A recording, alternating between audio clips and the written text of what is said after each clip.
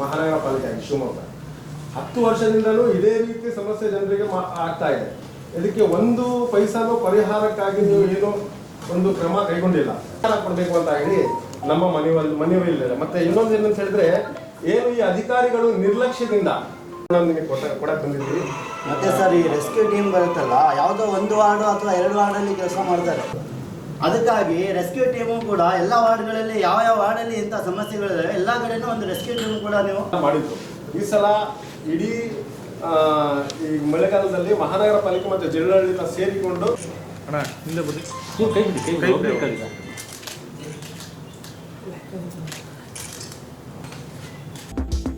ಇದೀಗ 10 ಹಲವು ಬಗೆಯ ತಾಜಾ ಮಾವಿನ ಹಣ್ಣು ಲಭ್ಯ.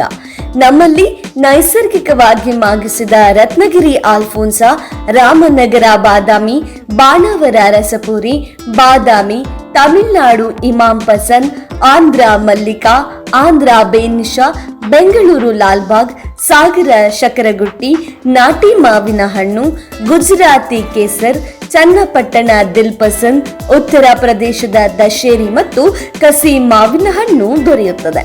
ಹಾಗಿದ್ರೆ ಹಿಂದೆ ಸಂಪರ್ಕಿಸಿ D Malkappa and sons, APMC yard, Shivamogga.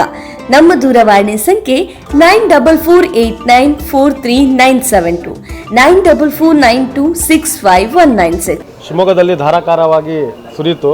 ಅದರ ಫಲವಾಗಿ ಎಂದಿನಂತೆ ಬಹಳಷ್ಟು ಬಡಾವಣೆಗಳಲ್ಲಿ ಒಂದು ಚರಂಡಿ ನೀರು ಮನೆಗಳಿಗೆ ನುಗ್ಗಿ ಭಾಳಷ್ಟು ಅವಾಂತರ ಸೃಷ್ಟಿಯಾಗಿದೆ, ಭಾಳಷ್ಟು ಹಾನಿಯಾಗಿದೆ. ಕೋಟ್ಯಾಂತರ ರೂಪಾಯಿ ವಸ್ತುಗಳು ಹಾನಿಯಾಗಿದೆ ಮತ್ತು ಬಹಳಷ್ಟು ಜೀವನ ಅಸ್ತವ್ಯಸ್ತವಾಗಿದೆ ಇರುವಂತಹ ಪರಿಸ್ಥಿತಿ ನೀವು ಕಾಣಬಹುದು. ಇದು ಶಿವಮೊಗ್ಗ ನಗರಕ್ಕೆ ಮೊದಲೇನಲ್ಲ. ಕಳೆದ 10 ವರ್ಷದಿಂದ ಮಹಾನಗರ ಪಾಲಿಕೆಯಾಗಿ ಶಿವಮೊಗ್ಗ ಕನ್ವರ್ಟ್ ಆಗಿದೆ, ಸ್ಮಾರ್ಟ್ ಸಿಟಿ ಅಂತ ಹೇಳ್ತಾರೆ.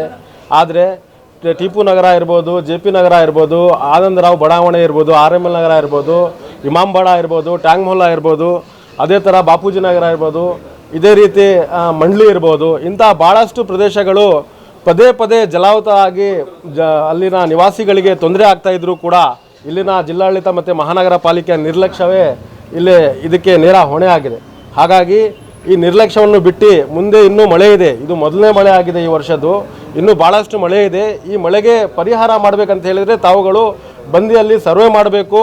ಮತ್ತೇನು ರಾಜಕಾಲುವೆಗಳು ಇದ್ದಾವೆ, ಆ ರಾಜಕಾಲುವೆಗಳಲ್ಲಿ 2 ಅಡಿ 3 ಅಡಿ 4 ಅಡಿ ತನಕನೂ ಕೂಡ ಮಣ್ಣು ತುಂಬಿಕೊಂಡಿದೆ. ಅದು ಕ್ಲೀನ್ ಮಾಡೋರು ಯಾರೂ ಇಲ್ಲ.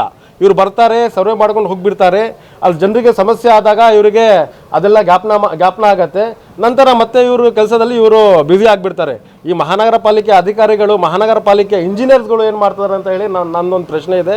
ಇನ್ನೊಂದೇನಂತ ಹೇಳಿದರೆ, ಏನು ಜಲಾವೃತದಿಂದ ಭಾಳಷ್ಟು ಹಾನಿ ಆಗಿದೆ, ಆ ಎಲ್ಲ ಮನೆಗಳಿಗೆ ಪರಿಹಾರ ಕೊಡಬೇಕು ಮತ್ತು ಒಳ್ಳೆಯ ಒಂದು ಸರ್ವೆ ಮಾಡಿ ಪರಿಹಾರ ಕೊಡಬೇಕು ಅಂತ ಹೇಳಿ ಸೋಷಿಯಲ್ ಡೆಮೊಕ್ರಾಟಿಕ್ ಪಾರ್ಟಿ ಆಫ್ ಇಂಡಿಯಾದಿಂದ ಆಗ್ರಹಿಸ್ತೇವೆ. ಮತ್ತು ಏನು ನಿರ್ಲಕ್ಷ್ಯ ವಹಿಸ್ತಿದ್ದಾರೆ ಅಧಿಕಾರಿಗಳು, ಆ ಅಧಿಕಾರಿಗಳ ಮೇಲೆ ಕ್ರಮ ಕೈಗೊಳ್ಳಬೇಕು ಅಂತ ಹೇಳಿ ಆಯುಕ್ತರಿಗೆ ಇವತ್ತು social democratic party of India Shivamogga ಜಿಲ್ಲಾ ಸಮಿತಿ ವತಿಯಿಂದ ಇವತ್ತು ಮನವಿ ಕೊಟ್ಟಿದ್ದೀವಿ.